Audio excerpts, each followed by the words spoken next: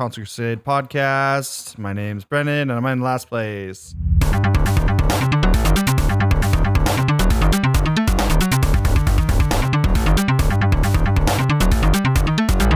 You can't keep getting away with it! Nobody pulled a Brandon and thought the words inside their heads this time, right?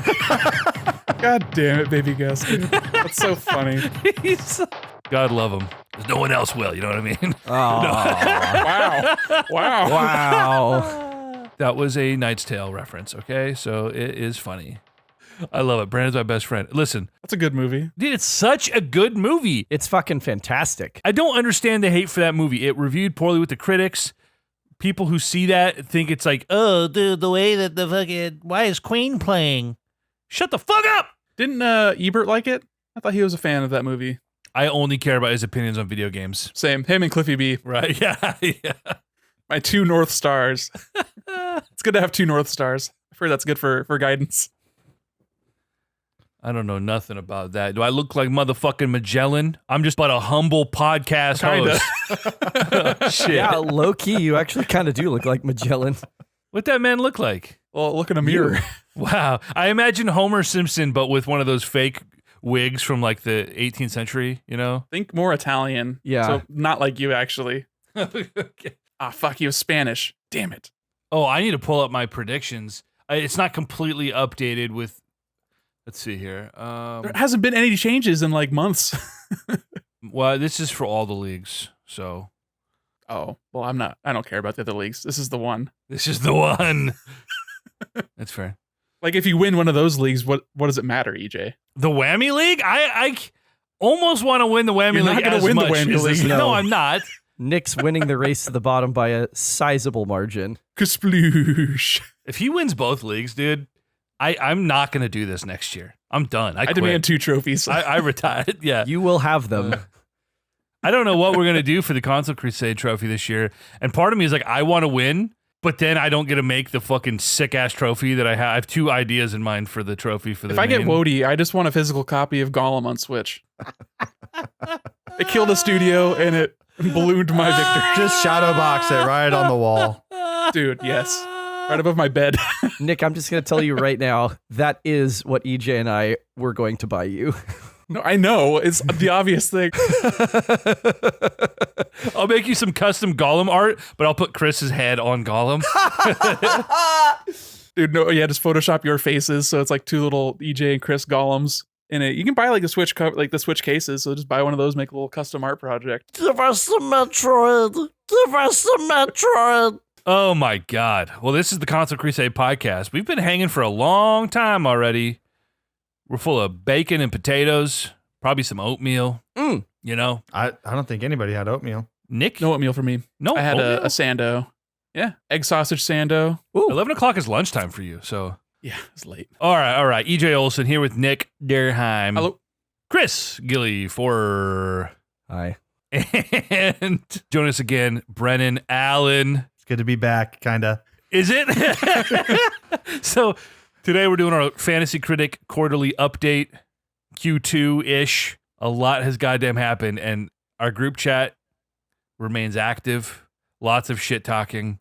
Chris and I are probably responsible for each other's gray hairs and or a few points on our blood pressure. Yep. The last few months. So that's good. That's good.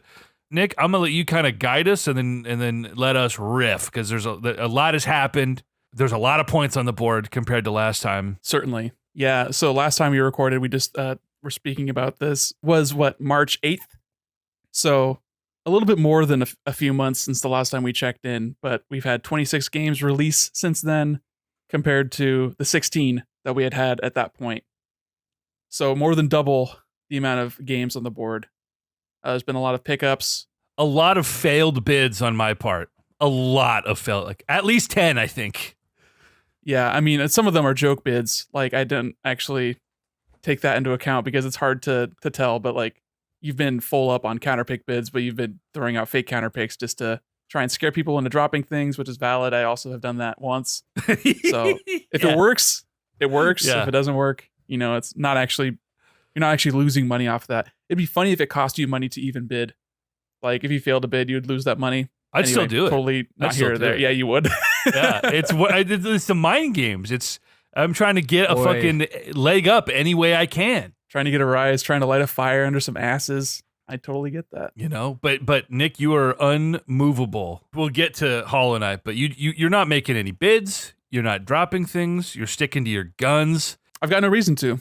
Well, Silksong probably being delayed for another 18 months might be a reason to have reevaluated that. But let's go through the points and games released. Yeah, let's just do broad like top level stuff. What scores are at right now. So in the lead currently is EJ because of how many games he's had released, but EJ sitting at 179.65 points. Followed by Chris, the Kid 4R on here. Comsoft Interactive sitting at 119.76. Me in third with 115.43. And Brennan with 53.06. Yes. Strong showing. Let's go. Strong Let's showing. go. Mind you, I have 14 games released. Chris has 11 games released. Nick and Brennan each have 8 games released. Whew. Man, that's rough. Released Bren. or have scores. Yeah, it's pretty bad. Oof. I'm so glad you took the torch from 2021 me, because there must always be one. It's a Freaky Friday. We'll figure out the cure to this by the end of this season. The cure is to find another Mark to join us, and we have a 5th member next year. We'll just keep growing this thing. Maybe Drew wants to slide. No, we should get Drew over. Drew's been really active in the other league and is playing to win. So We definitely will have a conversation about the economy.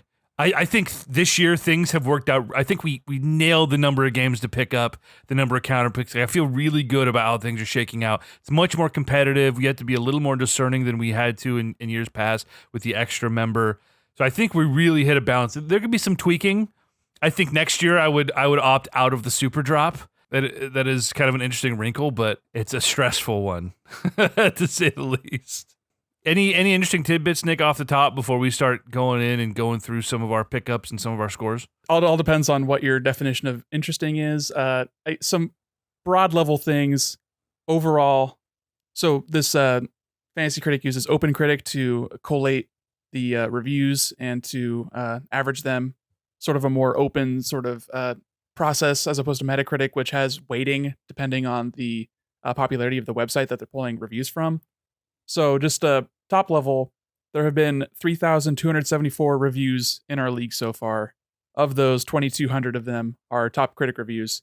And that kind of holds true as being a trend that 67 to like 70% of the reviews are top critic reviews in the games that we've drafted this year. So I thought that was a little bit interesting to sort of give some perspective into how many reviews these games are getting. On average, we're getting about 57 top critic reviews for our games. So this is not like there are, exceptions for the number of reviews. Like I think EJ has one of the less reviewed games In on Open Xenoblade? Critic. Xenoblade has 11 top critic reviews. Forza Horizon 5 Rally Adventure got 12 top critic reviews. And then Last Case of Benedict Fox had 25. So those are like our low end. And then our high end is Zelda with 95, Dead Space with 113, Street Fighter 6 with 109, and Resident Evil 4 with 123.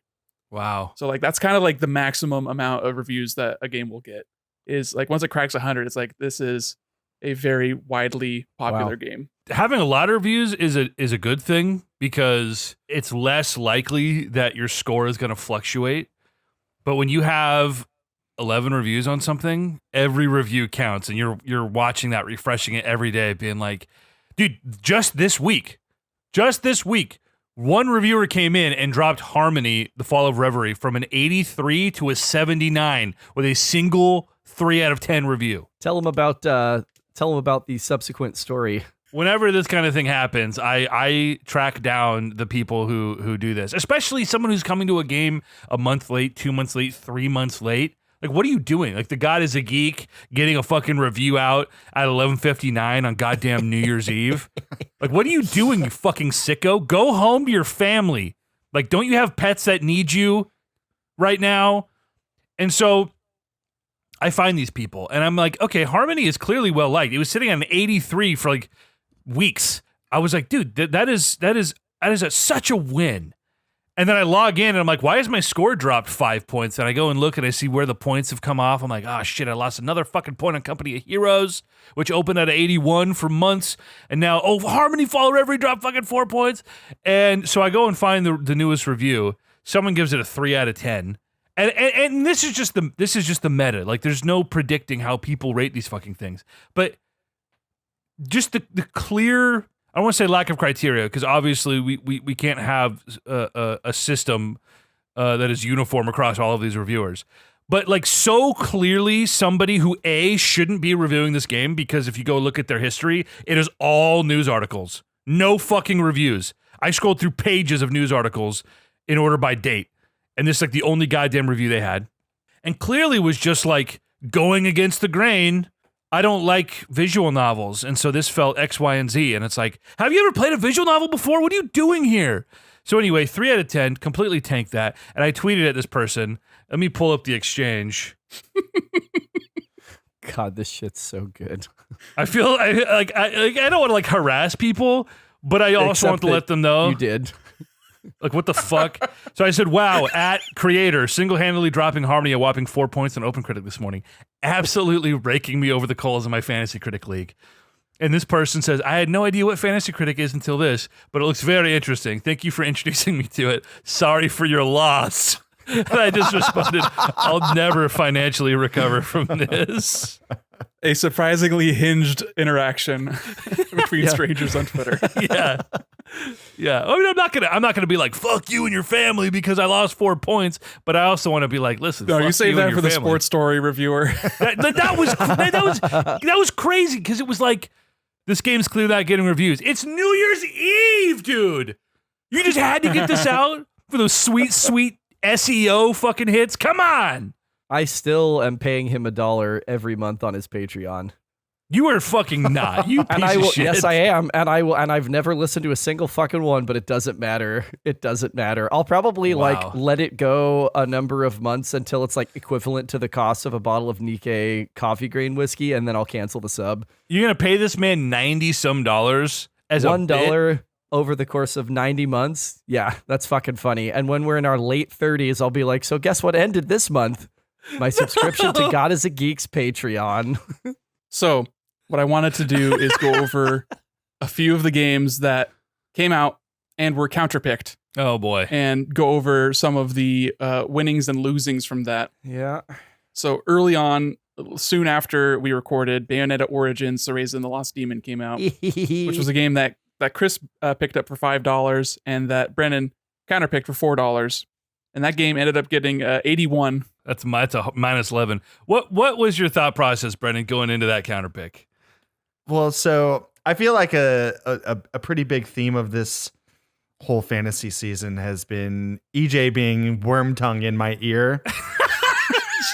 And yet corrupting you from keep within. listening, even when I reach out to you and I'm like, hey, here's the thing you might want to do. Here's the thing you might not want to do. You still do the fucking thing EJ tells you to. And how's that going for you? How's that going for you? It's not going well, Chris. It's not going well. I thought that game looked So terrible. a solid 22-point swing there. Sort of just another foot on Brennan's face, really, as he's like struggling to get air.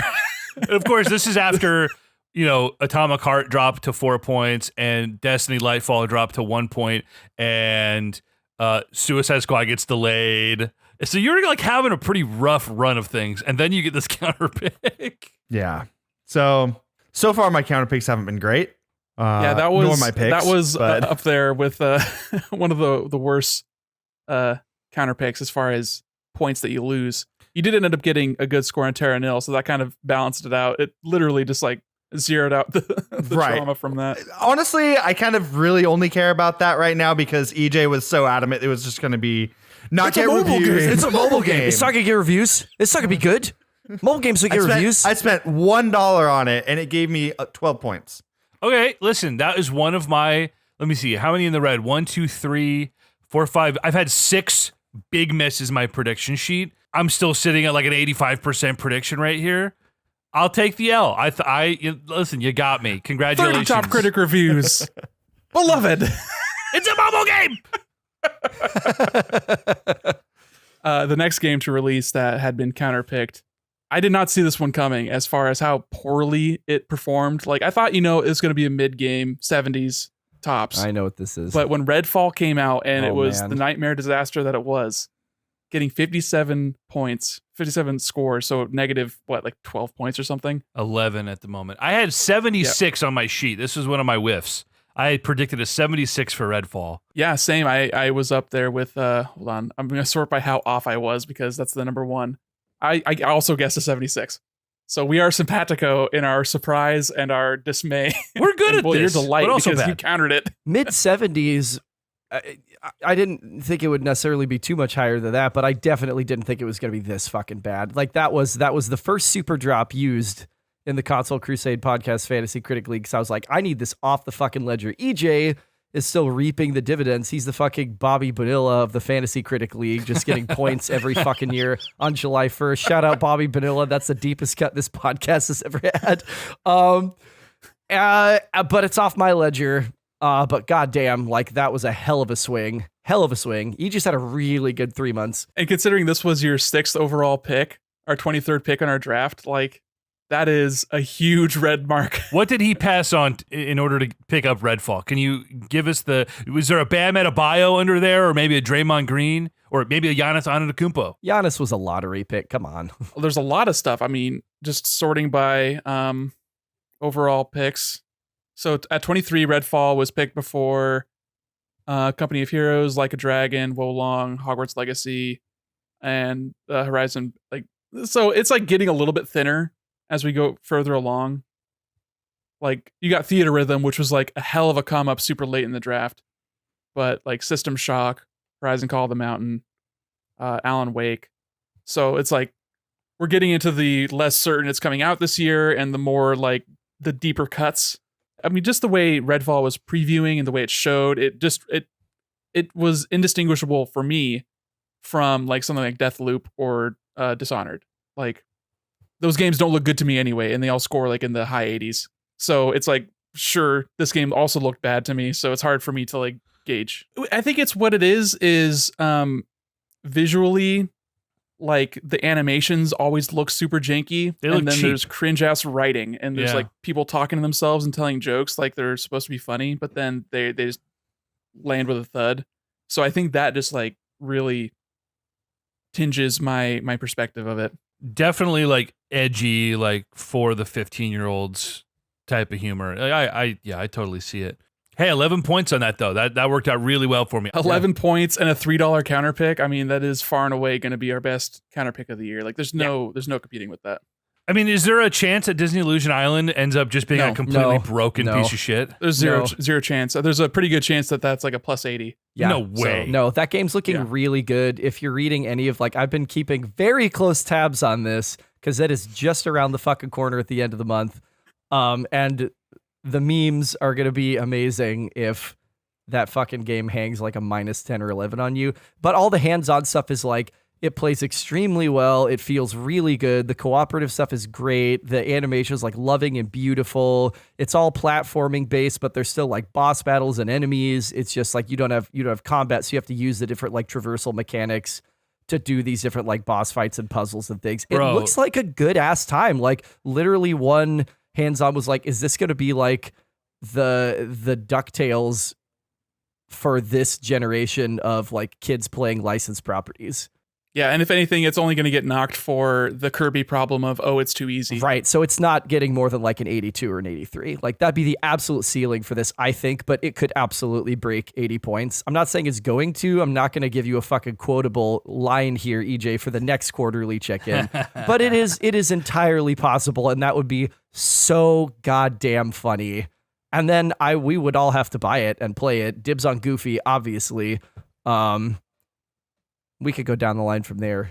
Yeah, I've got my prediction sitting at a 78, which I think is like right in the middle of its likelihood range. But I think it could go plus or minus 4 from there.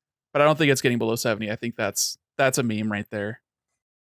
Next up on games that released that were counterpicked was Planet of Lana. This is a game that EJ picked up for $9 and that Chris swooped in with a counter pick for $1. No competing picks for bidding or for bidding on the pickup or the counter pick. This is sitting at an 81.26, so an 11-point plus on EJ and 11-point minus on Chris. Chris, what was your thought process going into this counter pick? I mean, I'm looking at like games from first-time developers. I'm looking at games that we functionally haven't seen like any real gameplay for, which to me makes me question like, is this going to be any good, or is this going to be kind of like a charming but middling and like empty calories kind of thing? That's what I'm looking for in a counter pick, or stuff that I know isn't going to release.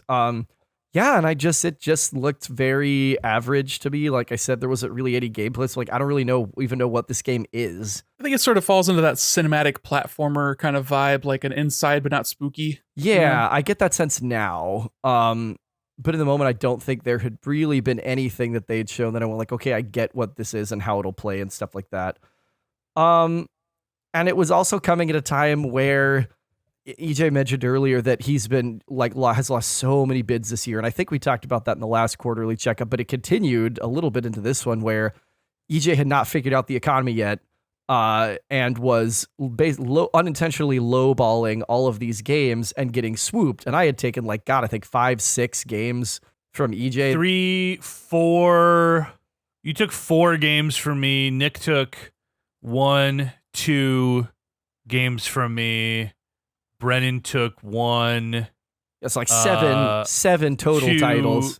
3, 8, 9. Wow. You can have the game that I took, EJ. You can have it back. Yeah, some of them worked out for me. But Chris, the ones that you snatched for me, Advance Wars, well, hey, we'll Age get there. of Wonders. We'll get there. I'm just right now talking about like the counter pick logic. Partially was that you were looking a little tilty to me at that moment and you took some flyers on stuff like Planet of Lana, replaced, Harmony even, and we're like, well, I hope these hit because you really needed some games on the board.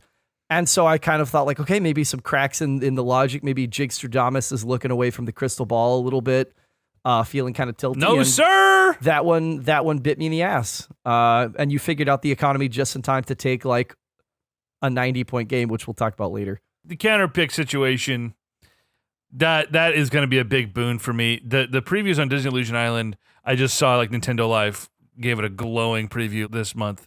And what does that mean, right? As we learned, print media is not necessarily the most reliable, but it's all at the moment that we have, and it is so positive. Yeah, and there was a lot of hands-on over Summer Games Fest, so like the E3 equivalent of this year. Yeah. Similarly with Alan Wake 2, when that finally also got a release date, and EJ's feeling a little bit of regret for getting that counterpicked. Regretto. So yeah, I mean that's all that's come out as far as counterpick stuff, but there's been a lot of releases still. Some of the more notable like big hits have been Resident Evil 4 for Chris getting a 92, putting it easily in the plus 90. Like we haven't had a lot of 90 plus releases in our 3 years of doing the Fantasy Critic. So when one happens, it's like still notable to me, but we've been flush with them this year, but 92 for Resident Evil 4, and then Chris also for a franchise that you're also getting into. So it's like a double win where it's like you're excited to get back to this and actually play it once you're back home with PS5. Brendan, did you end up playing this game at all? Oh yeah. Did you play the original? Yeah. Play the original a lot. I bought it on a few consoles and did it's been on everything. Yeah. A few run throughs of that's all I played for like 2 weeks after it came out. And it's tight, right? Oh, it's amazing. It's amazing. It is absolutely the best. It's one of the best remakes. Yeah. Like if you thought Resident Evil 2 remake was great, then this one blows it out of the water. Oh my God. I'm so fucking excited. I devoured the remake. And that was my first real Resident Evil game. I had played 5 like years ago, but that's like a run and gun. Like that's not a Resident Evil joint. And I'm like, fuck. I know 4 is like the GOAT. And I wanted to get 2 in the can before I did 4 so I could do Leon's story. Oh my God. It's literally waiting at home for me alongside Survivor and the Crisis Core remake. I'm looking at a fucking buy 2, get 1 free on used game sale at GameStop right now. Like my ass might be about to buy Diablo 4 and fucking Pikmin 3 and some more shit that I probably won't even get to until winter. Why do that? Just wait if you're not going to play it. I got money now, though, and I will not have money in the winter. I'll have normal money. I won't have stupid money. What other notable releases? I would say the next notable, well, I would say that Advance Wars is a little bit notable because there was a lot of action on it. Chris ended up picking it up for $7, matching your bid, EJ, but getting it in before you, so he got the precedent. And I had also bid on it, but I just threw a little bit at it, so not very much. But that got an 81, so like just a nice middle of the pack, sort of 11 points. Like when our league is middle of the pack at an 81, like, you know, this has been a flush year of quality games, and that we're sniffing them out and we're actually getting them in our league. So that's somewhat notable. But then I think the next big hit was Xenoblade Chronicles 3 Future Redeemed, which was the DLC expansion, the story expansion for Xenoblade Chronicles 3. This was one that EJ and Chris also tied again on, but this time in reverse. So EJ got the bid in earlier. Oof. I also bid on this game. I bid I thought was like a pretty generous $14 on this. Yeah. Because I looked at the previous DLCs and the previous expansions, and they've all been like well reviewed. You know, like I saw like 84 points, something like that. But this was like the sort of coming together of the Xenoblade trilogy, and the sort of like it's all like the stakes were so high and everything. It just hit. It was perfect. They nailed it. So it ended up getting over a 90 again. So the $16 is actually like justified in that moment. Quite. If it was like an 84, I'd be like, you know, you probably overspent, but it was still good. He still got good points, but getting like 30 points on this is like nice. Not 30, but you know what I mean? 20 points. Man, I look at this as like maybe the inflection point, because that was a game we all knew was going to hit, and I was willing to like sell the farm for my last slot. I think this is like pre-Redfall drop also, right? Well, yeah, it was before Redfall came out, so yes. I would have been looking at probably dropping Fuga, which maybe I kind of lucked out, but at the same time, like, you want the 90, but then I'd have an open slot and have like $1. I want $1 in the bank just in case of emergency. If I have to drop, I don't know, I have like one game I think that even is available to drop at this point, because I'm obviously not dropping Starfield, but like just in fucking case I need to drop something at the last minute and pick something up when everybody else is out of money and everybody else has their slots full. And that lost me. Good luck with that. That lost me Xenoblade. Yeah. But again, EJ, you learned the economy, and you learned it at the perfect time. That's still the $17 that you've been working with for the past few months. Is like, that's what I don't have the order of pickups going like visible right now. But what did you pick up before going for Xenoblade? Let me see. I think that I was full on slots. It would have been Fuga, right? Was your last pickup before that? I think so. And that was, God, that is so funny to me. If I may speak on Fuga Melodies of Steel 2 for a moment, Nick. I don't know. Yeah, if so you were full up by February 24th. Yeah, I was like completely you were full. locked in for the year. That's insanity. And I was looking at dropping Fuga to pick that up because I thought that Fuga was like maybe going to be like an 80. It ended up being an 85. And this is so funny because EJ, I know in the last update you talked about like, I'm getting you with these fake bids, and that fake bids, quote unquote, was one fake bid, and that was Fuga, that you were trying to bait me into buying this like anime game. I got you in the Whammy League too. I think 2 games I didn't actually get reviews, so I fucking got you.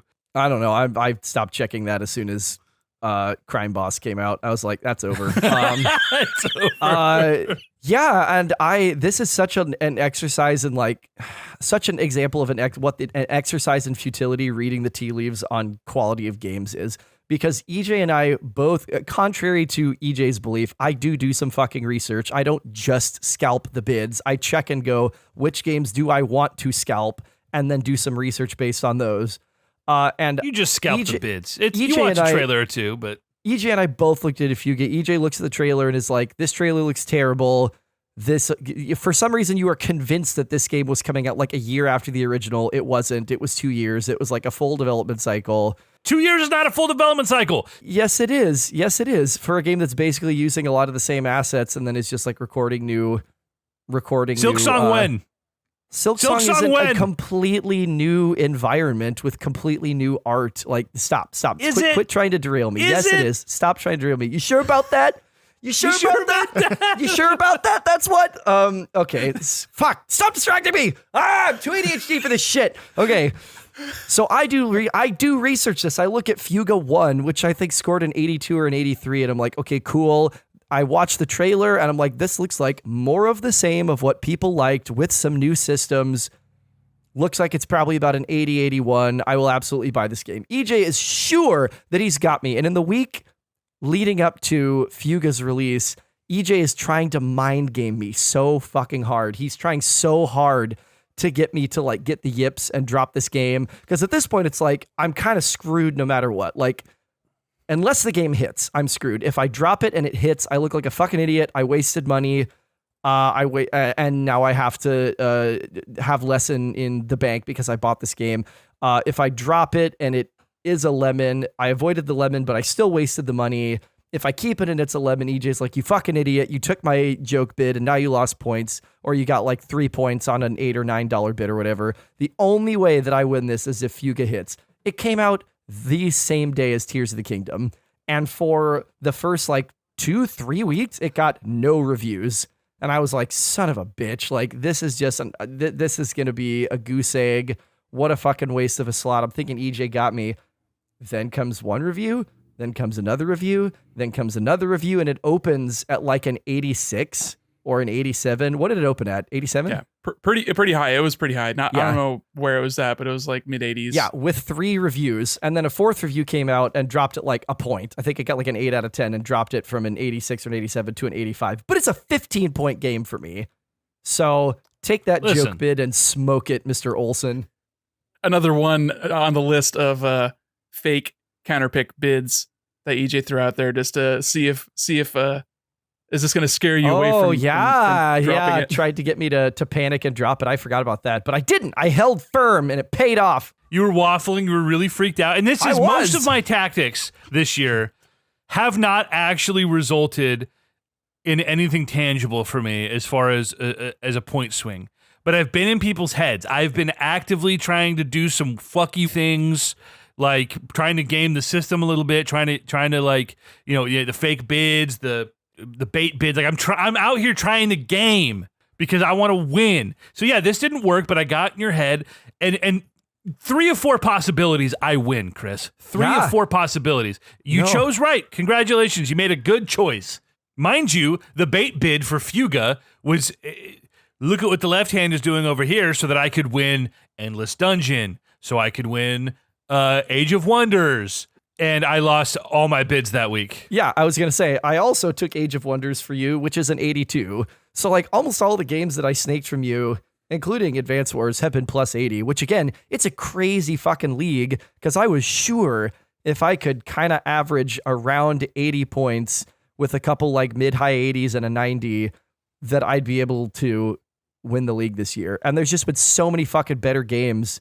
I know last year we were kind of like, oh, it's kind of a down year for games, and well, maybe we're just like having like recency bias and we're looking too favorably on like past years, but no, it was a down year. Like there are some incredible fucking games that have come out this year with more to come, which we'll talk about, I'm sure. Can we, real quick, Nick, can you give us all of our averages? Because Nick, I've said it, you're who we worry about. You 23, 17, 28, 18, 14, like You've done well, and you have a lot of slots open and a lot of things that every week I'm waiting. Like, has Nick made his bids this week? Yeah, so you just talking about all the machinations you have to run through, and I'm just thinking, look what he needs to do to mimic a fraction of my power, just living rent-free in your head since 2022.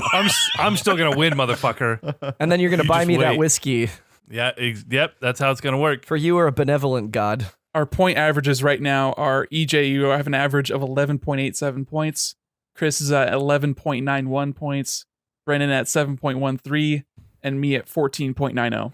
Holy Fuck. shit. So it's the counter picks right now that are making all the difference for EJ. The counter picks, that is counting the counter picks as well. That's counting the oh, okay, so including those. I think so. I'm pretty sure. Yeah. That doesn't make sure. any sense. Might not be. What? Yeah, that's our counter pick averages. EJ is at a plus 6.75 for counter picks. Chris and Brendan are both at minus 11, and I'm at minus 2 for counter pick average. So it's like, is your game average, Nick, consider Blanc at -2? Yeah. Wow. How is How am I so close to EJ? That doesn't make any sense. That's not counting Redfall because you dropped that like a bad habit. I mean, because I have a 0 that may or may not get dropped. Which is if without that 0, I'd probably go up 2 points. But no, not that much. I mean, considering you've had 14 releases, I mean, that's like. And with like kind of wildly varying quality. I mean, you've got like 4 or 5 7s on that It'd go list. maybe like half a point. I'm not sure. I could math it out. But yeah, so the thing is that my point average is held up heavily by my drafts because I've had really good drafts that have come out. So my draft average is 20 points. It's 20.14 points. And Brendan's draft average is 11.15. And then Chris's is 13.47.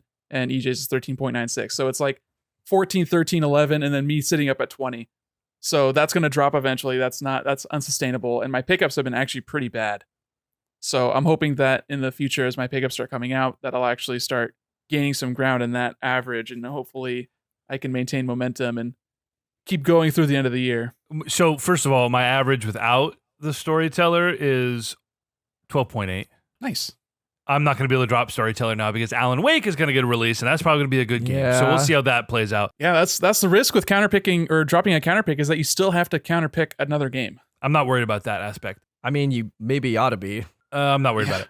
Nick, our only real hope right now is that you've got 1, 2, 3, 4 games counterpicked, and our hope is that Silksong is delayed. She Dreams Elsewhere does not come out this year. Tekken 8 likely doesn't come out this year. EJ, count again. I've got 5 games of mine counterpicked. But 4 that haven't released. One was already been released, so it doesn't matter. Oh, sure. 4 more. 4 additional. And then Counter-Strike, which again is not actually slated and may end up being an early access game. So like that is sort of our hope right now. That's more of a I read the Counter-Strike 2 counterpick keeping Nick away from Super Mario RPG on a 1,000% drop because that game is going to be potentially a high 80s or 90 because it is just unimpeachably perfect. And this is the year of the remake, baby. It is the year of the remake. Yeah, there's been a very solid contingent of remakes in this year, which is part of, I mean, I've kind of waffled back and forth on this, as you remember, at the beginning of the year when we were setting up the rules about even allowing remakes, just because it makes it less interesting as far as expanding the depth of our picks. Like, I like the risk of picking up Endless Dungeon more than the risk of picking up Resident Evil 4 remake, you know? Well, and this is the thing, though, as we discussed, was that historically picking up a remake or a partial remake was actually more of a detriment in the last couple of years of the league. And this year, it's completely flipped. So, something to look out for next year. Just a little thought of it. Our averages are all pretty good. Like, Brendan, obviously, you've had some stinkers that dragged the boat down, but I think by the end of the year, like taking out some of the lower end, your average is going to be pretty much matching up with everybody else's. Yeah.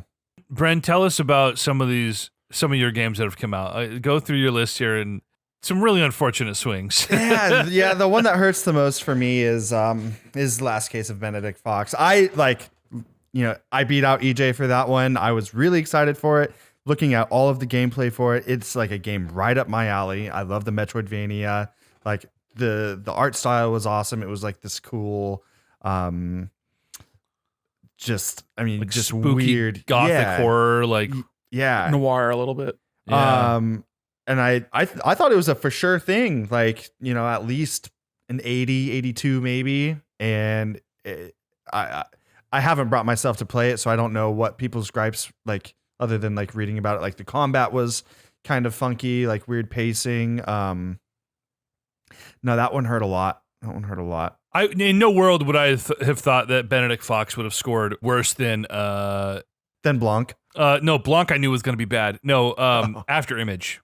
Benedict Fox easily should have been a better game than fucking After Image, which I thought would have been decent. My prediction for Benedict Fox was a 79, so I was very off with that. My prediction for After Image was 75, so I was right on the money there. Right on the money there. What did I have on Benedict Fox? I had an 81 on Benedict Fox. It looked good. I kept thinking some of those early like 6 out of 10s were gonna like have less weight as more reviews came out, but people did not fuck with this game. Yeah, it's so hard to gauge off of trailers when like it's such a strong art style, because a lot of the excitement ends up hinging on that art style. And then if the gameplay is bogus, then it doesn't review well, but that doesn't show in a trailer. Right. So Yeah, it's true. something like Benedict Fox looks very much like a Planet of Lana. So it's reasonable to feel like, oh, that's going to be good, that's going to be bad. Like it's a total wash. Like you have no idea really. I'm very happy about Terranil proving EJ wrong with that one. Best mobile game of the year. Best mobile game of the year. Game Awards. I downloaded that shit too. Did you play it? Yeah. Is it good? It's an 82, my boy. Absolutely. Worth every point it got. What about the Cult of the Lamb DLC? Did you play that? Actually, no. No. Yeah, so that's the one that EJ also bid on that you outbid him for. And it doesn't even have an OpenCritic page as far as I know. No, and I've seen some people review it. But I think they kind of lump it in with the base game. So The DLC is such a fucking hit or miss. Like you never know if it's gonna get any reviews. Like it's just unless it's Dead Cells and you just fucking whip it out every year. Yeah, you 88 motherfucker. points. Then you got Star Wars. I got Star Wars. I mean, I think the points have suffered a bit from the PC. Just the performance issues. I think the game is a lot better than an 84. You beat it, right?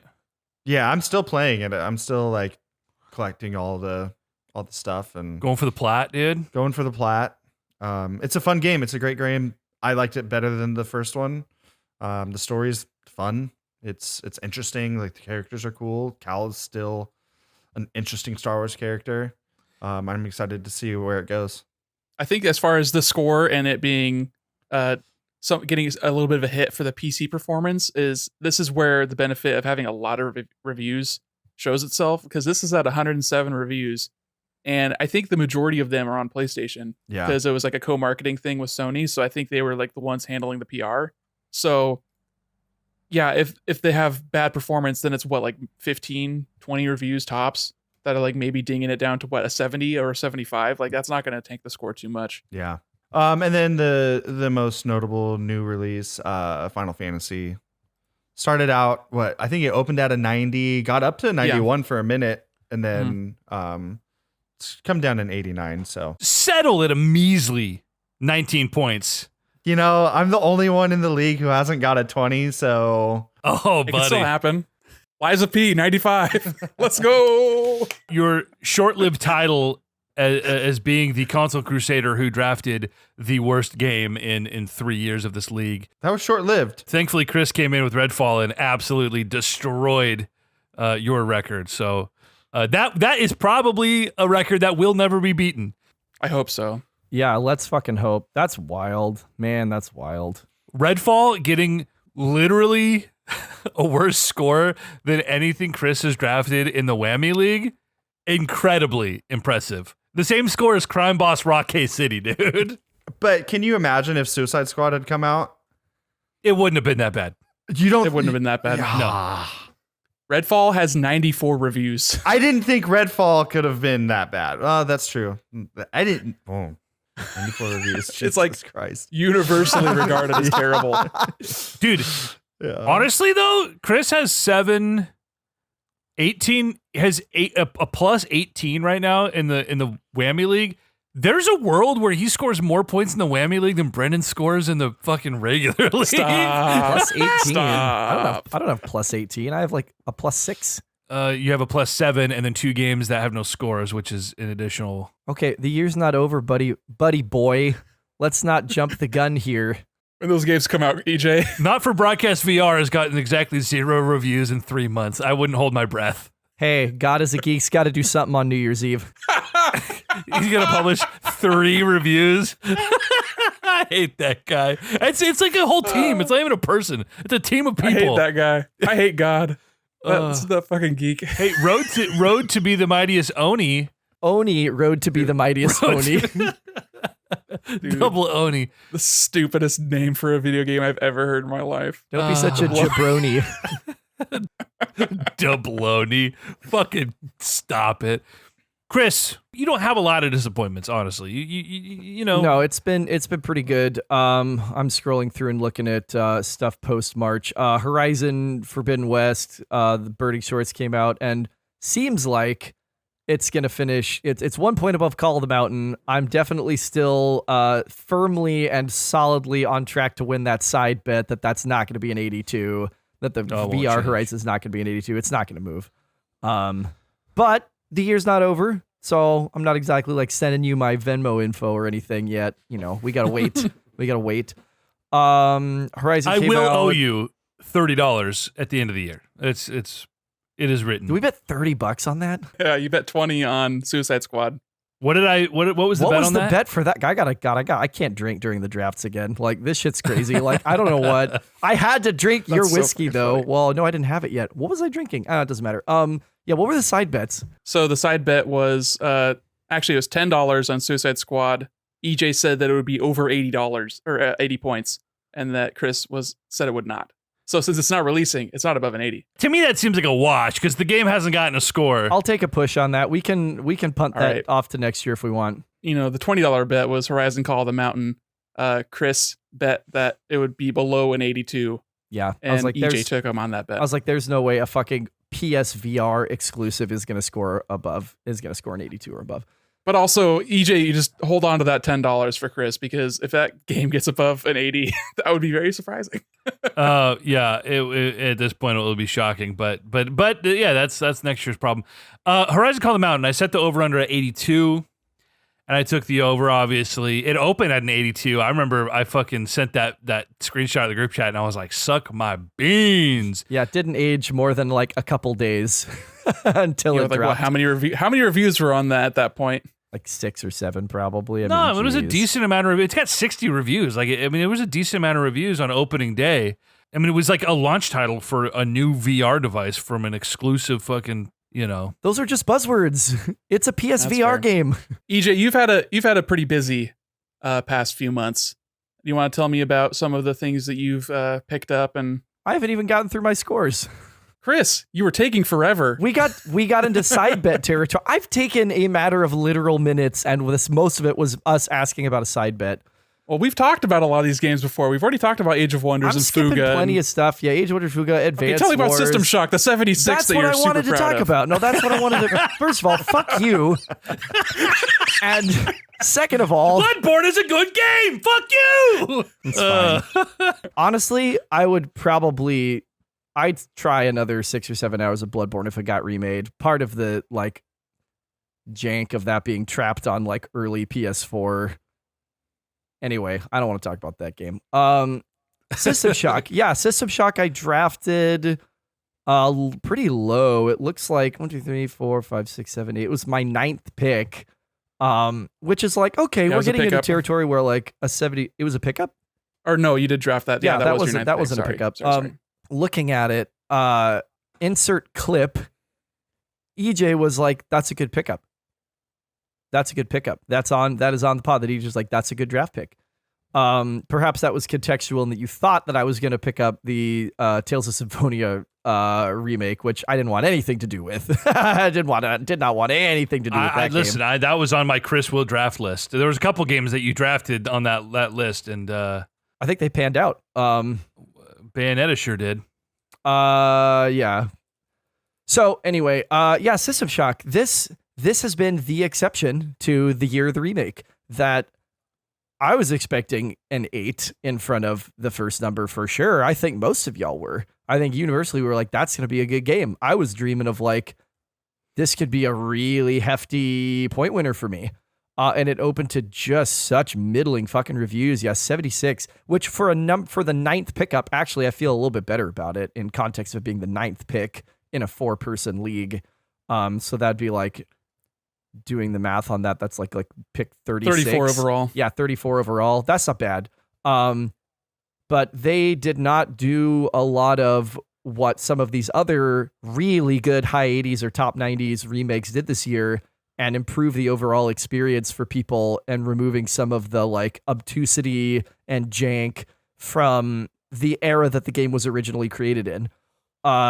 And people were just like, yeah, I don't fuck with this. Like, it's annoying. Like, some of the things that they make us do that are very, like, late 90s PC gaming. Like, this is not enjoyable anymore. And it looks really good, but, like, I don't want to deal with all of these things in 2023.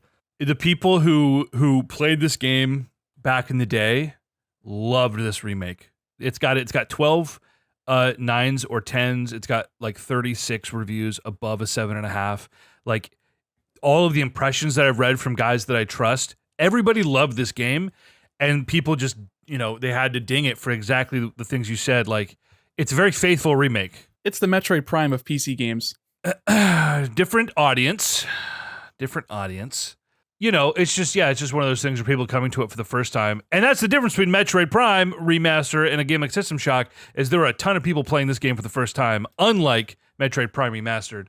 And I think so that's where you see the disparity in review scores. And it just, it just didn't break your way. 45 top critic reviews on System Shock. Metroid Prime's at 61. So more people reviewed Metroid Prime. I think it is a larger, not that Metroid is like the biggest IP in the world, but even Metroid is more important and more widely known than something like System Shock, which is more of like that niche kind of like, oh, if you know, if you were there, like in the moment. It is like notorious. It is well regarded, but yeah, I guess the halfway between remake and remaster for this particular experience didn't exactly hold over as many people as the Metroid experience. But that's also a console game for console. I don't know if System Shock actually ended up making it onto other platforms or if it was PC only.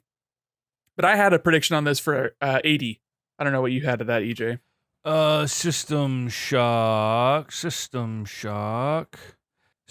had a 79 on. So, yeah. EJ, we have remarkably close predictions sometimes. It's shocking that we're leading the league. We got our heads on straight, pal. Chris, you have one more release that just came out recently, Rain Code. Do you want to chat about that as well? Yeah, totally. And it's gone up 2 points, I think, since we talked about it last. It's at a 78 now, which makes it like a decent acquisition. But it's one of it's this weeaboo shit, man. Like it's a fucking visual novel. This was a Nick bid that I swiped, where I'm like, all right, if Nick's got his finger on like the indie scene, he's got his finger on like visual novels which generally score better than people expect. Because of the people who review them are folks that want to review them and like them and look for specific things of that genre that they enjoy. Definitely didn't think it was going to be sub 80. Yeah, although like I had picked it up and then they showed a little bit of it in the Nintendo Direct and I was like, man, this does not look good. And I think I remember, I think I said that on pod about Master Detective that I went, oh man, that just... Well, sure. I mean, that's why EJ threw out a fake counterpick on it just to try and scare you off of it again.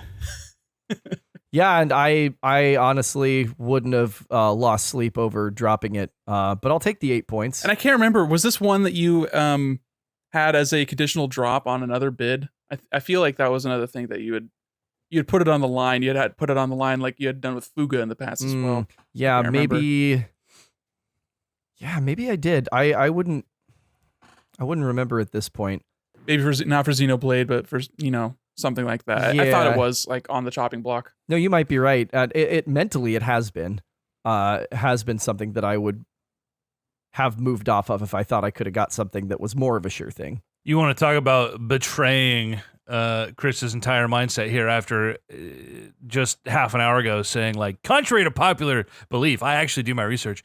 And then yesterday in the group chat, I was like, ooh, Master Detective's Raincoat coming in with a 76. And Chris was very quick to blame Nick for that. Oh, a rare Nick pick that didn't work out. You can't win them all, right, buddy? And I'm like, Chris, it's on your board. It's on your board. You picked it. It is. I did. I thought it would have reviewed a little better because I think Nick has impeccable taste in indies, and I looked to him for guidance.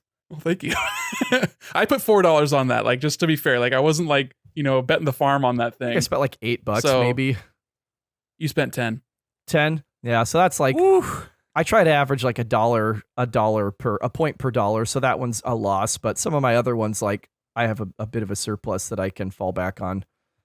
Right. Anyway, that's me. I'm feeling like pretty good. Redfall just really giving EJ that extra Jesus Christ, 11 points. Yeah, literally nobody saw a 57 coming. Like that was not in anybody's mind when that game was being shown. Like the rest of my counter picks, I'm not losing any points on because they're not coming out. Tekken 8's not coming out. Plucky Squire's not coming out. Replace isn't coming out. So I think that'll be dead space for all three of y'all. Replace was supposed to come out 18 months ago. If it gets pushed into 24, it'll be pretty shocking. It's vaporware. Silk Song. It's vaporware. That's a very, very different scope. Replaced, like, independent studio, never published anything before. Like, that game's maybe DOA. Indie games get delayed forever for no reason because it's made by like 6 people. Yeah, like exactly. It just happens. One of them had a baby, so the team is down 20%. So they're not going to get it done in time. Chris, you have 3 fewer games than me, but I'm 60 points ahead of you. So you need to average 20 points per game to catch up where I'm going to be. That's not true because you've got 2 counter picks that are going to lose you points, potentially more than 10 points. So I'm looking at this as like I'm 40 points behind you because Alan Wake is going to hang at least a -10 on you, and I think Disney's going to hang a -8 to 10. So then I'll only have to average like 8 points or even 7 points in those 3 games to pass you. I don't think your math is quite lining up there. Alan Wake will not be on my board if it loses me even 10 points. I will be dropping that. Okay, then you have to dropping a game that comes out in October when it comes out. Are you sick in the head? And then you have to counterpick something else. What are you going to counterpick? I'm not worried about it. Look at the board right now and tell me what you're going to counterpick when you have to super drop Alan Wake 2. What are you going to counterpick? There's not going to be much left to counterpick other than good shit that Nick bids on that comes out at the end of the year because we're all stupid and filled our boards up in February. We'll see what Nick does. I don't think the math lines up for you, buddy. You know, there's a lot on Brennan's board without dates right now, and he only has a drop left. So I feel pretty okay that I'll have an option if I need to counterpick something. Counterpick that Armored will Core get 6. me 0 points. Counterpick Armored Core 6. See how that goes yeah, for you. counterpick Armored Core 6, the 2 months after it comes out, you dipshit. No, Cosmic Wheel, fucking Sisterhood, fucking... Oh, Mineko finally got a date. Yeah, that comes out in December or September. Plucky Squire's already counterpicked. What are you going to pick, EJ? Spider-Man 2? Comes out the same day. Counterpick Liza P. That's going to be bad. Yeah, a month after it comes out. It literally won't. I'm not worried about it. I'm not fucking worried about it. And it's going to bear out. And by the end of this, you guys are going to be really fucking mad at how it all plays out. You seem really not worried about it. You are huffing the copium so hard right now. You're so okay. Look how okay EJ is. He's dissociating so fucking hard right now.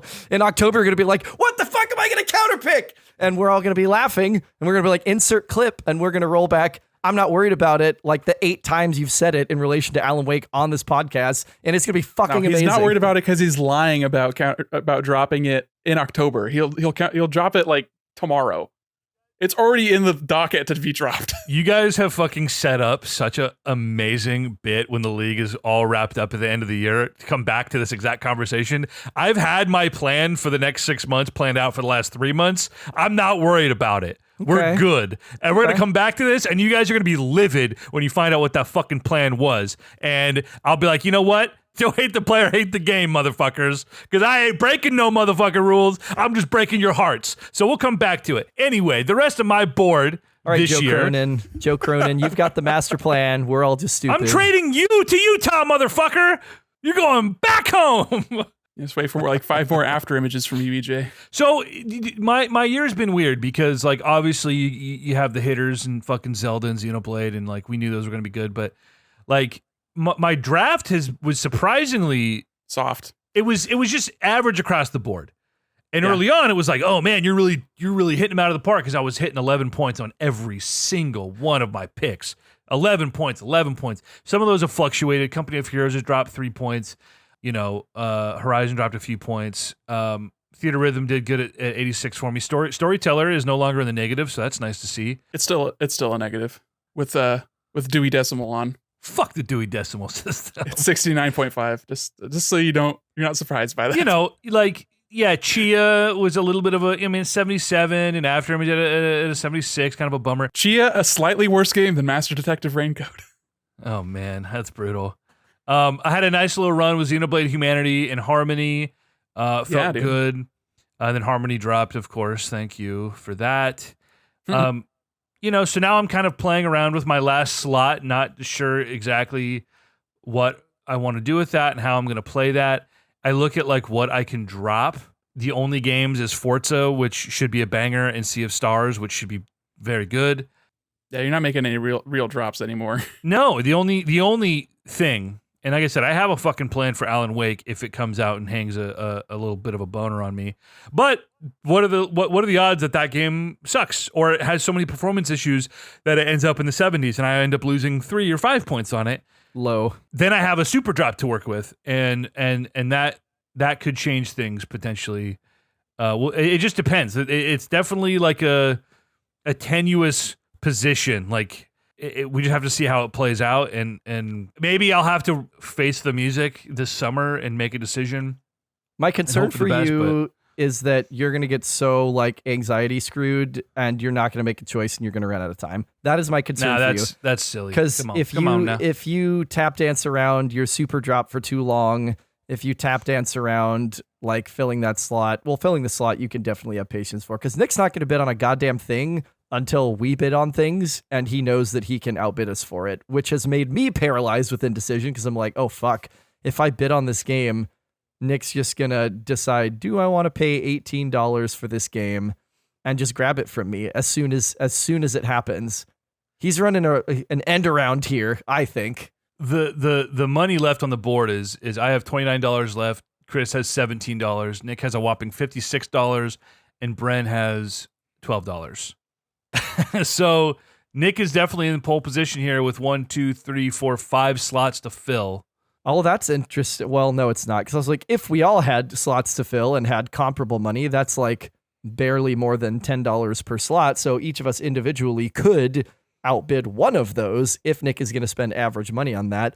But he might want to spend $5 on this and then spend 15 on that. You know, like, I don't know. We'll see. He's playing it close to the chest, and I respect that. At this point, we just need to get Nick to fill up his fucking slot so that we can then, like, stress-free make some damn decisions here. And Nick also has a super drop. We're so fucked. It's over, dude.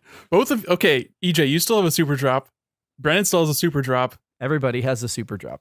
Everyone except for Chris still has super drops. So if you really want to get something off your board, the slots that are visible on the table right now, you need to have taken that into account that the drops are still in play for the games that have come out. Remember when EJ was like, oh, you're using your super drop on Redfall too soon, as though getting a fucking 57 off my board was not the highest possible ordered priority. Like, come on. There was a very slim chance that a better option for a super drop would come up later in the year, right? Yeah. And then what do I do? Like, I like that I have the flexibility of a slot and a solid amount of money to fill that slot because I can't really drop anything else. Like what? Like best case scenario, as far as a worst thing that would happen than Redfall would be like Plucky Squire coming out and getting a 95. Like, yeah, and I don't think that game's and then coming out. You got to drop that and then get a different counterpick that are like, we're all pretty stacked right now. That's the thing though is the philosophy makes sense. It's better to drop the game that you can replace with another game, and it's more likely that scores more points than a different counterpick. My point was just that you were so impatient to get that off the board. Where exactly Nick is right. If one of these games comes out and is if replace drops a 90, and then the game you pick up you pick up a System Shock or something, like the points could end up working out that you wish you would have just been able to drop that fucking 90 counterpick.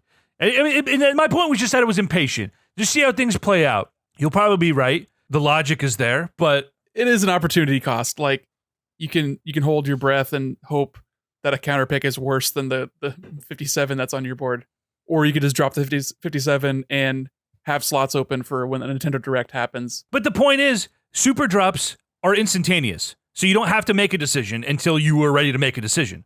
That was just my point. None of us have a 57 on our board. Not yet. What are you looking at that screams 57 to you, EJ? What on your predictions has a 57 next to it? Actually, let me see here if I have any. I don't have a lot of bad predictions here. All my worst predictions ended up kind of being misses. Terra Nil, Redfall at 76 was not low enough. My lowest prediction was Suicide Squad. So I have Disney Illusion Island at 69. Nice. Lightfall I had at a 70. Bomb Rush, I have it at 73. I have it at a 76. I think that'll do okay. We really are kind of in sync. We got our fingers on the pulse here. You more than me. We're playing with like a 20-point range. Like we're not guessing into the high 90s or like the 60s or anything. So it's like all these games are gonna be okay. That's fair. Anyway, we'll see. I mean, Nick, you're the fucking competition at this point. You're who we worry about.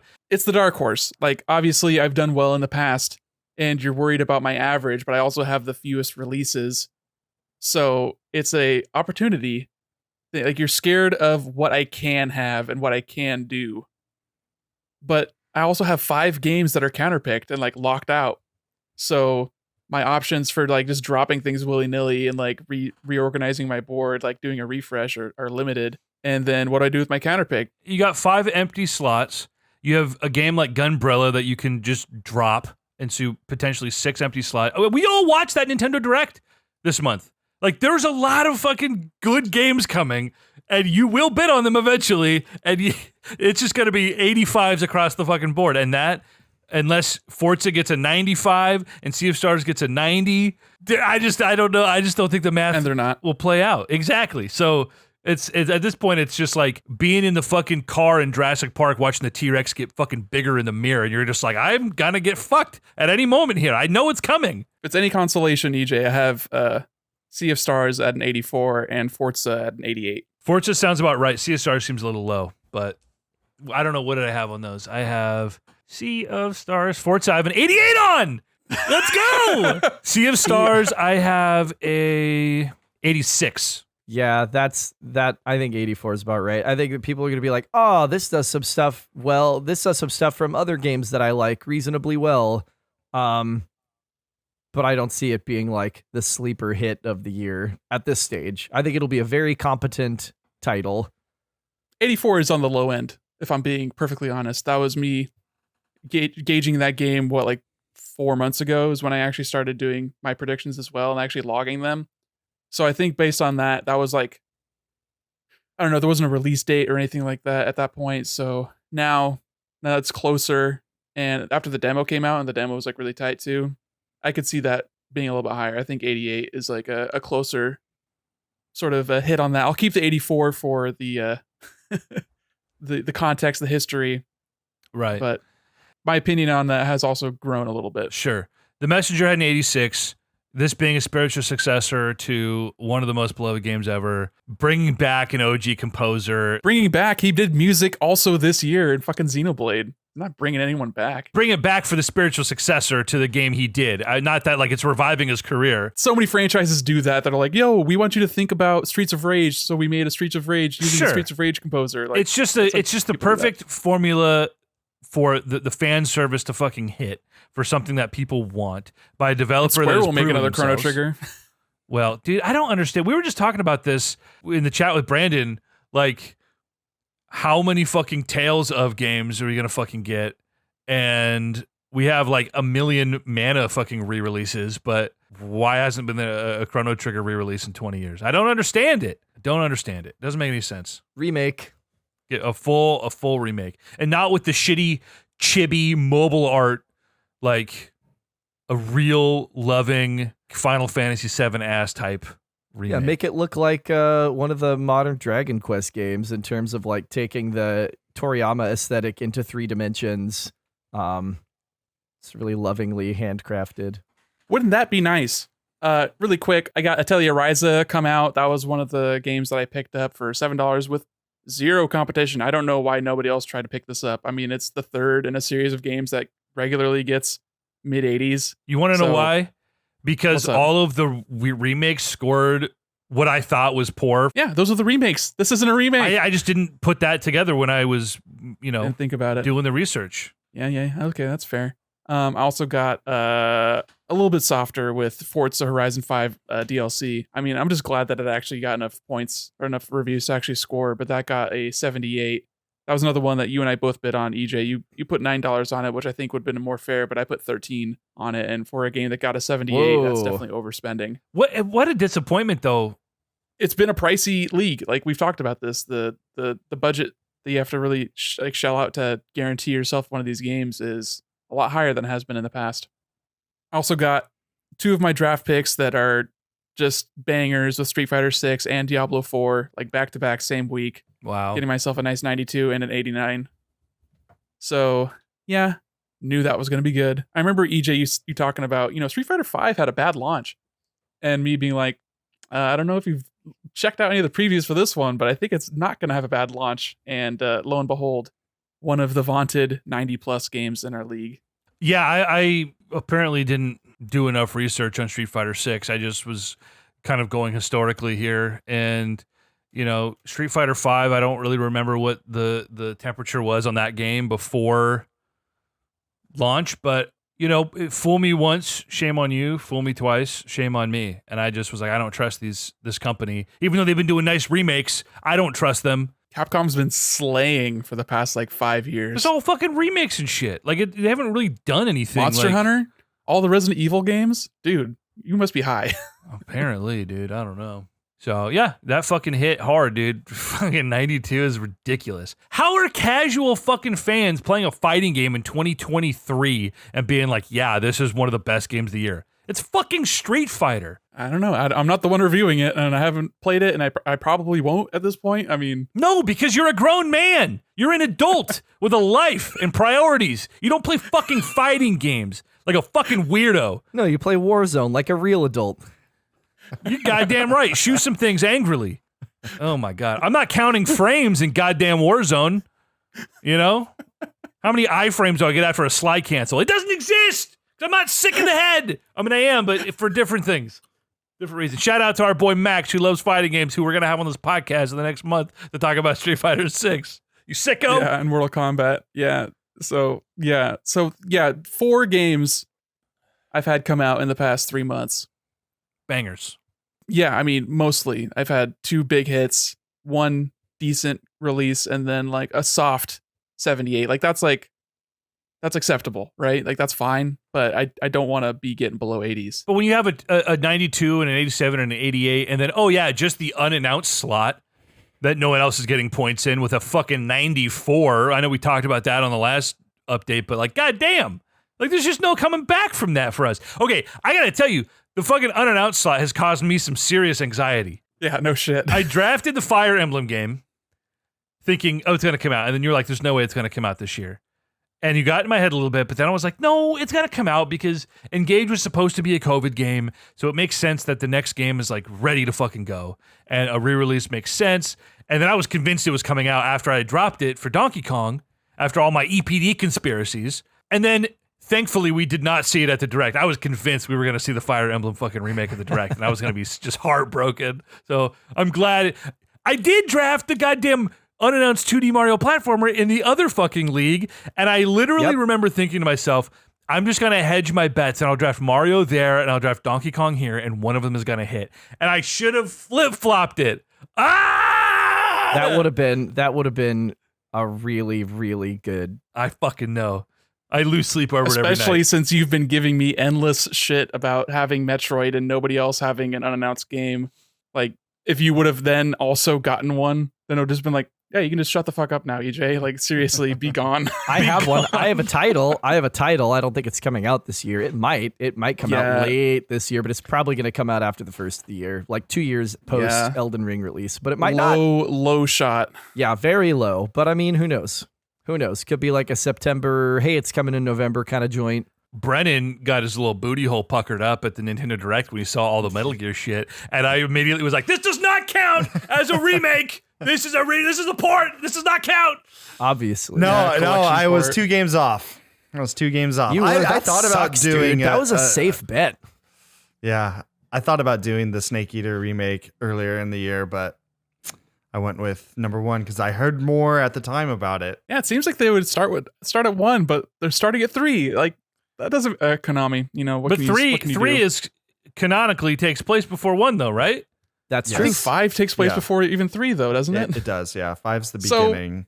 So who cares? So do I play 5 and then 3 and then 1 and then you start 2? with Peace Walker, and then you got to play Ground Zeroes, then you got to play 5, then you play 3, then you play Ghost Babel. So do I play these in release order? Chronological, so I have to wait for the second collection. Sorry. No, release order. You watch episodes 4, 5, and 6 before 1, 2, and 3, bro. That is just the way it is. You play them in release order. No, you watch episode 4 and then episode 5, then you go back and watch episodes 1, 2, and 3. I don't do machete order because it's unhinged and it makes me have to watch Attack of the Clones way sooner than I want. Okay, I don't know what's worse, is talking about Star Wars or talking about Metal Gear as far as timelines and like the fan reaction. Metal Gear, without a doubt. You got to start with KOTOR. Because that lays the whole groundwork. Okay, anyway. So let's talk about the next 3 months, because we have not actually that many games with release dates that are coming out before October. I'm counting 9. I think 3 of those are mine. Yeah, you've got a few. Chris has 3. Chris, you have 4. Brennan has 4. EJ has 1, and I have none. Damn. Oops. Well, I'd love to talk about these in brief. I don't need to talk about Disney Illusion Island because we've talked about it to death, but that comes out into July. I've got Pikmin 4 coming out, which should be like a solid 85, maybe an 88. You never really fucking know, man, with these Nintendo games. You play the demo? No, I'll do that today though. Did you like it? It's nice. It definitely has a different sort of vibe as far as the loop, because you are collecting more items of varied. Like, you're not just getting the treasures and the fruits to like extend your number of days the way like 3 did it.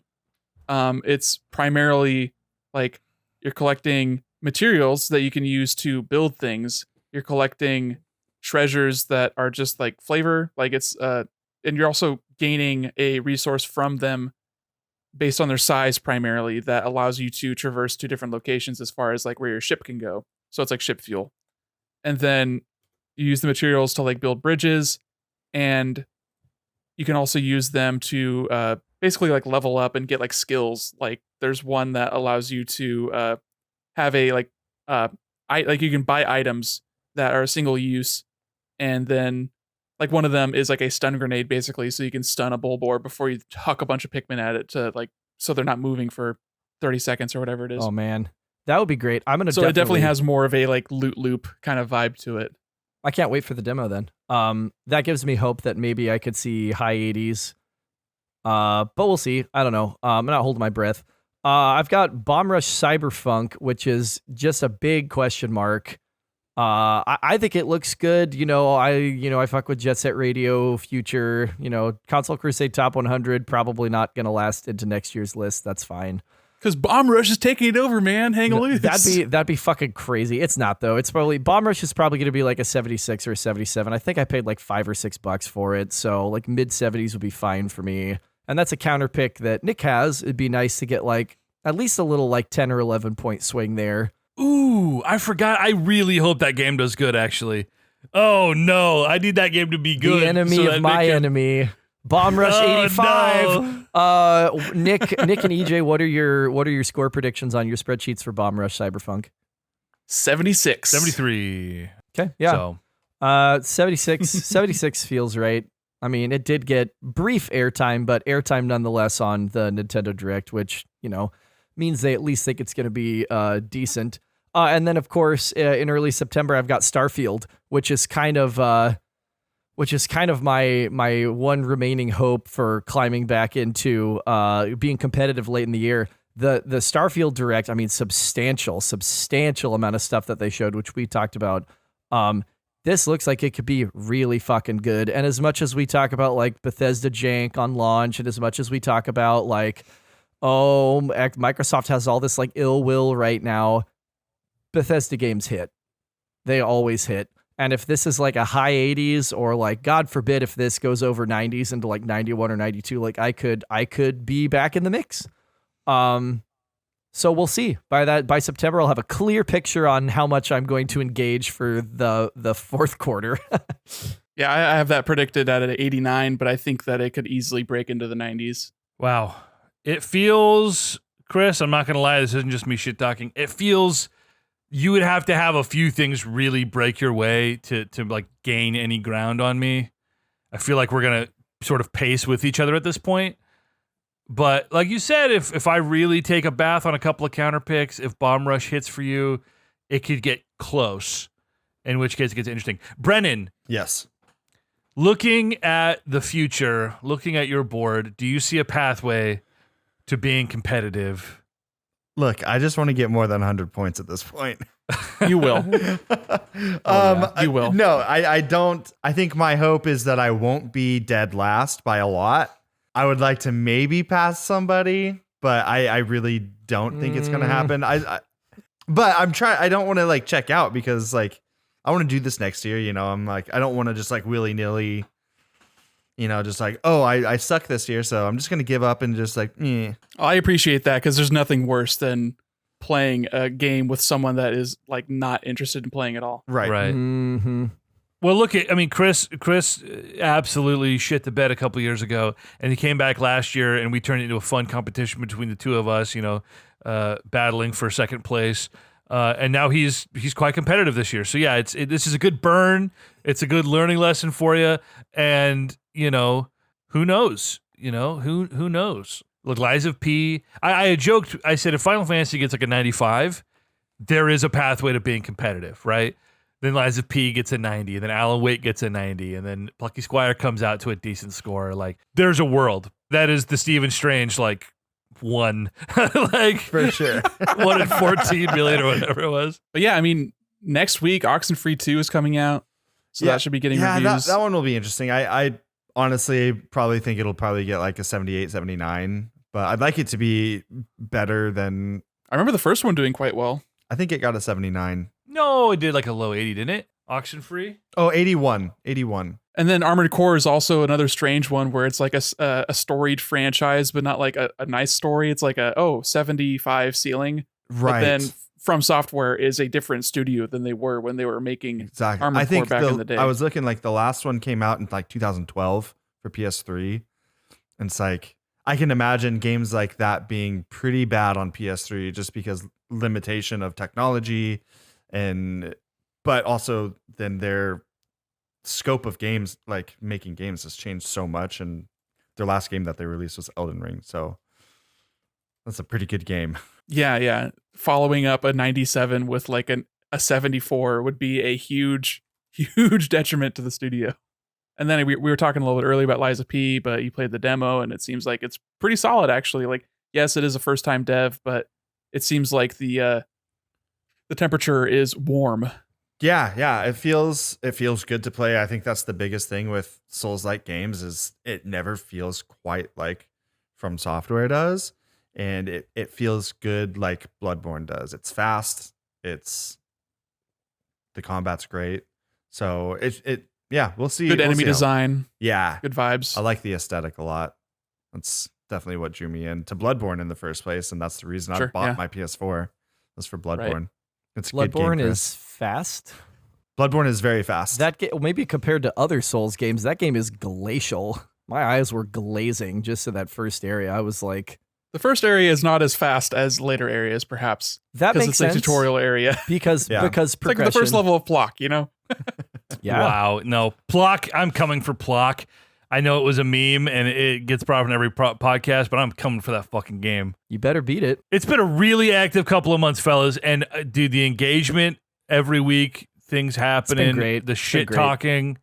I have a compilation of text messages that, depending on how the league shakes out, we will revisit on air to wrap up the end of the year. The end of the year wrap up will be hopefully a little more structured. We'll be revisiting a lot of takes through the year and a lot of some of the more egregious fuck yous that we have thrown at each other, particularly Chris and I. Nick, you've just sort of sat back and Yeah. Who else? Like, come on. what did you say earlier? You're like, shut the fuck up about Metroid, but I won't shut the fuck up about it because you're just fucking me. You bent me over and you fucked me. And all I see in your 5 empty slots is just 5 big old schlongs ready to fuck me some more. Okay. Jesus fucking What Christ. about the 5 counter picks that likely won't come out this year? What do you see there? Brennan, tell me about Silk Song. You mean the counter pick that you told Brennan to do? Yeah. He wasn't the only one.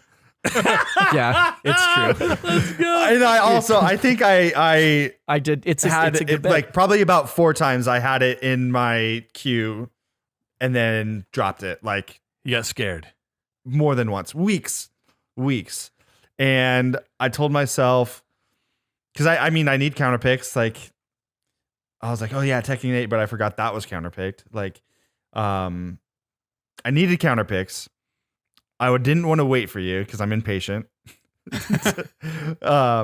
And after, the Summer Games Fest and everything, I was like, okay, like if I can't remember what the last, like big direct was or whatever, but I was like, if we didn't see it there, I'm gonna counterpick it, and I didn't, because after the delay that it was supposed to be out by now, and it's been supposed to be out by now for how long?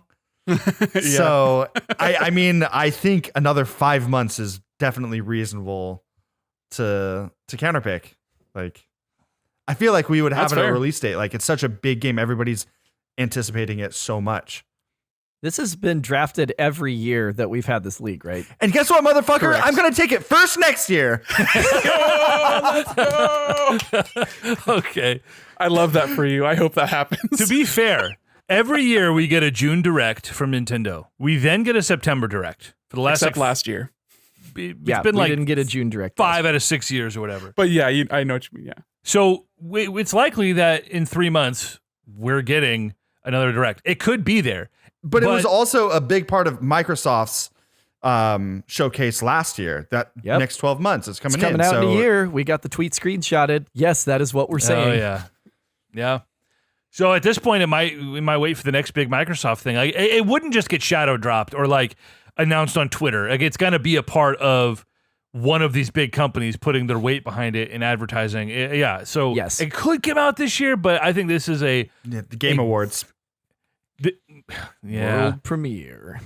This is a very risky counterpick, but I think it's a good counterpick. Nick, what was your philosophy in holding strong, knowing that this could potentially lock you out of a slot? My philosophy with textual evidence with Chris was just fuck it, we ball. It's just purely hodl energy. Like I'm just holding it. Whatever. I like the game. I like the stock. Okay. You have so many open slots that like you're not that worried. I have about open it. slots. I have open bids. I could have easily dropped it. I could have dropped that. I could have dropped what was the other one that got counterpicked recently? Like Counter-Strike. Counter-Strike. Yeah, Counter-Strike. I could have dropped that. That's fine. Like I could have rearranged my slots, put another remake in there. It's fine. But what are you gonna do? Just hold it.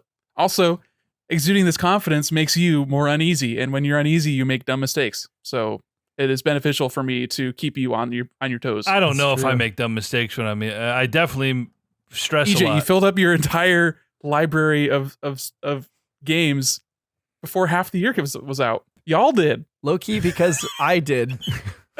Chris did it by February 8th or whatever.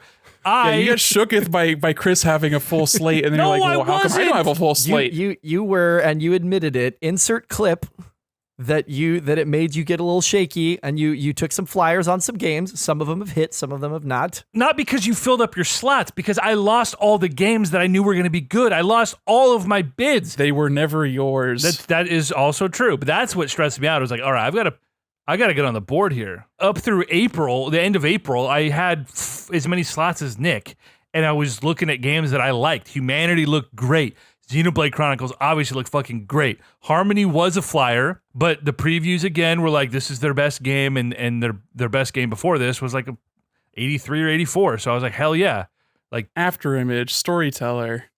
those are Storyteller. I thought was going to be a fucking banger. That game I still think is way better than a 70. It's completely silly to me. Yeah, Chia was a little bit of a flyer.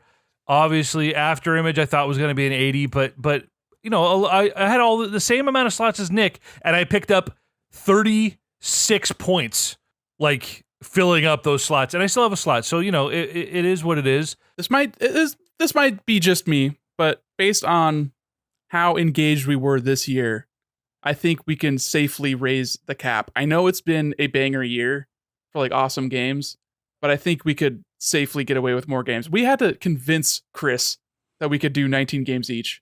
Like he was dead set on it being like 17. And I was like, we should do 18. He's like, fine. Then I was like, actually, let's do 19. He was like upset about that. No, I wasn't. So- You have been correct. I think we could definitely do like 22 or 23 slots next year. Depending on like how many people we have, but like upwards Oh, of yeah. like 90 games in the whole league, I think would be. Yeah, Would be fine. if we get a Because fifth, there's going to be games that we just completely don't even look at because we'll be full up by well, I mean, I'm going to take my time, but like you guys I've been full up since October or April. It's definitely a stressful strategy. Now just watching one person, you know, counting down, like, is he going to be able to catch up? Games I have left don't come out for fucking, August and October. So it's kind of stressful. Like, Yeah, to sit and twiddling your thumbs waiting for the Waiting for the shoes to drop. I still check every goddamn day. I compulsively check all 3 of the tabs I have bookmarked. I'm like, there's no point in looking at this. Nothing's gonna have changed. Yeah. I check Thursdays. Which is why, more games means more interplay, means more weekly checkups, which means more, stress for you, EJ. Maybe we should stop doing this. I mean, this has got to be negatively affecting your health. Right. At the end of the day, we are going to have a league that people will be engaged with and that will be competitive all the way until probably November or December. And that's exciting. Like, that's really exciting. Last year, like, God well documented that I was chizeked out by like September. I was like, it's over for me. You'd like pour yourself another drink while EJ and I opined about the game releases in the league. Yep. It's a lot of fun. I'm glad we do this. So, any last little tidbits before we wrap this up, Nick? I mean, I've got an entire sheet in the spreadsheet that is Fun Stats TM, and it's mostly just tracking how all of our dollars spent, our scores, the number of games we have in each slot, all that kind of stuff is hammered out. Comparing our like the Fantasy Critic has its own internal stats as far as like where these games are drafted, where they are. I don't know how they base their projected points, but I think it's based purely on how many people are picking them up, how rapidly, that kind of thing. But how those shake out, the number of reviews, all this kind of stuff. So, I mean, if any of that sounds interesting to you, I have a lot of that broken down by publisher, by game, all that kind of stuff. I always find it interesting, but maybe it'd be more interesting to kind of have a who's who of interesting stats to wrap up the league with at the end of the year. Yeah. Potentially, yeah. I mean, this will track throughout the entirety of the year. So things may go up and down as far as like our most expensive pickups, our best value pickups, that kind of stuff. Right. Bren, do you regret joining this absurd competition? Not even a little bit. This poor sucker listened to all of our podcasts. So every Wednesday on my way to work. Every Wednesday. That's right. Because we're consistent now. Yeah. Let's go. I fucking expect it, man. If I don't get one, I'm going to be pissed. I'm going to write the editor. Listen, you can email us at feedback@consolecrusade.com. Get mad at us. Well, that's been the 2023 Fantasy Critic quarterly update. Are we going to do another check-in before the end of the year? Do you think this is actually probably going to be it? Given how little movement there will be. So we'll see how we're feeling by October 1st to see if there was much moving and shaking happening. I mean, we got like 10 games already, barring any pickups from Nick that release in the next 3 months. I feel like we'll have plenty of content. Yeah, and that's not even counting the games that have yet to be given release dates. Yeah, Brennan's really hoping Cosmic Wheel comes out soon. Bet the house on that one. Gunbrella, and Chris is hoping for Pepper Grinder. I mean, we all got hopes, EJ. Hopes and dreams. This has been the Console Crusade Podcast.